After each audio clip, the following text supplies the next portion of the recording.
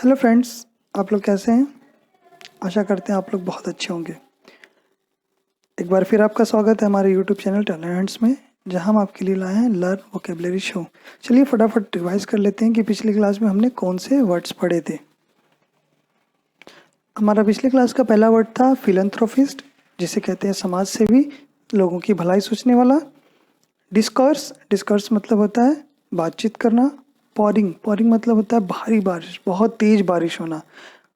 Draconian, बेरहम या बेदर्द, किसी को किसी चीज़ से लगाव ना हो, कुछ इमोशंस ना हो, इमोशन लेस हो गया हो तो उसे कहते हैं ड्रैकोनियन। वेगो मतलब होता है अस्पष्ट, कुछ भी चीज़ क्लियर ना हो, सारी चीज़ें धूमिल हो, साफ ना हो तो उसे कहते हैं वैग्यू।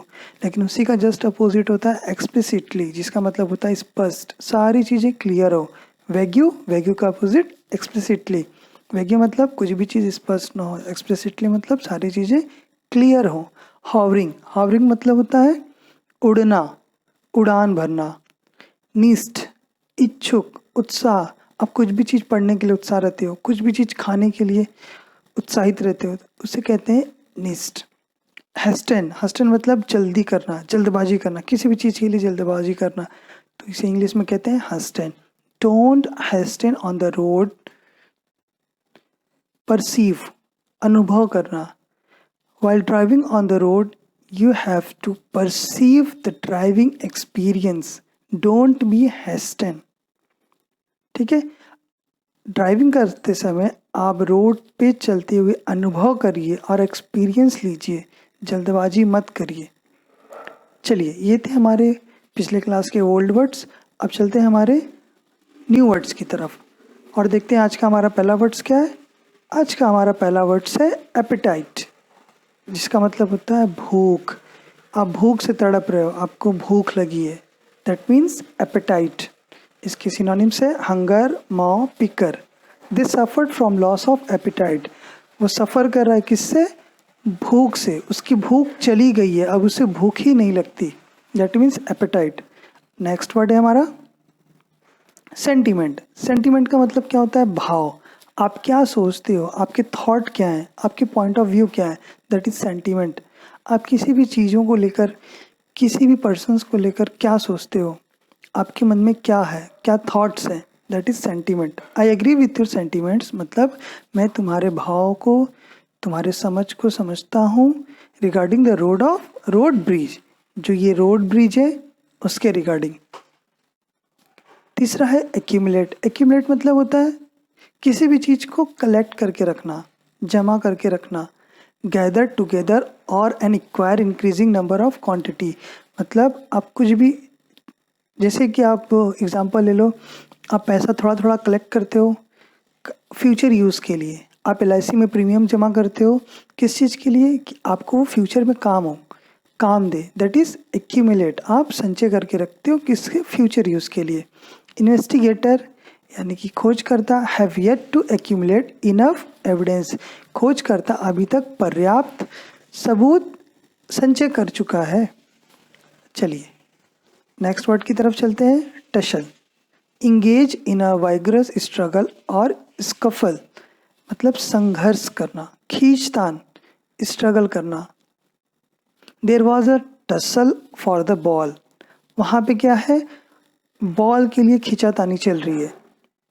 होप आपको ये वर्ड समझ आ गए होंगे और आप अपने याद भी कर लिया होगा। चलिए चलते हैं हमारे नेक्स्ट वर्ड की तरफ। हमारा नेक्स्ट वर्ड क्या है? नेक्सस, दैट मीन्स बंधन या संबंध, किसी भी चीज़ का एक कनेक्शन होना, that is nexus. A complicated series of connection between different things, मतलब अलग अलग चीज़ों में आपका क्या संबंध है, that is nexus. Cohesion, privity या बॉन्ड। नेक्सस ऑफ इंटरेस्ट मतलब आप किसी चीज़ को, आपको आपका किसी चीज़ से लगाव है, तो मतलब आपका और उस चीज़ का क्या संबंध है, दैट इज नेक्सस। चलिए नेक्स्ट वर्ड की तरफ चलते हैं। हमारा नेक्स्ट वर्ड है हवॉक।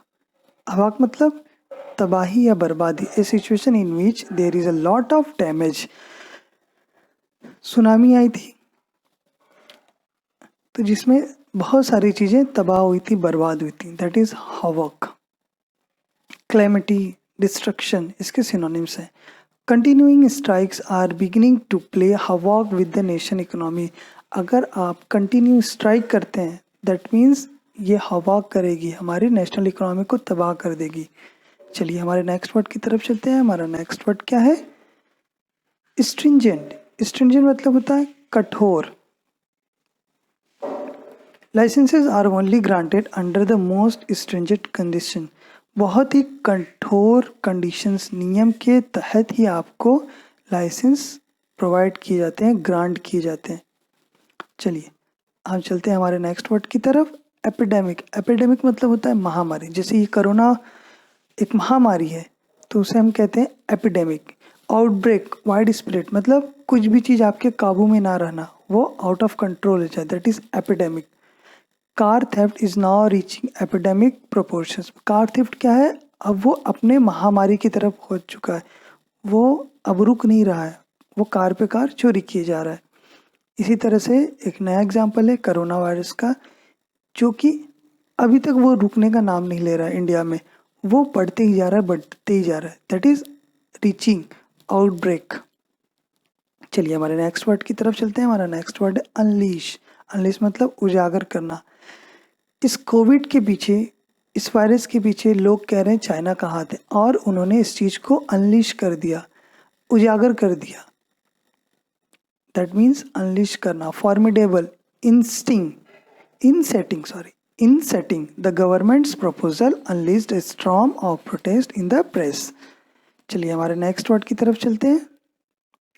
मिनेंस। मिनेंस मतलब होता है खतरा या डरावना। मिनेंस, डेंजरस या threatening. The communist remains a potential menace to the stability of the government। Community के अंदर क्या है? एक डर बैठा है कि गवर्नमेंट ये स्टेबल नहीं है। तो ये थे हमारे आज के 10 वर्ड्स। हम आशा करते हैं कि आपको ये सारे वर्ड्स याद हो गए होंगे।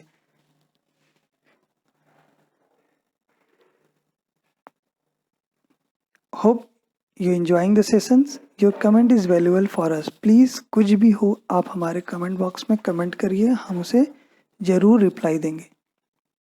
Thank you for watching.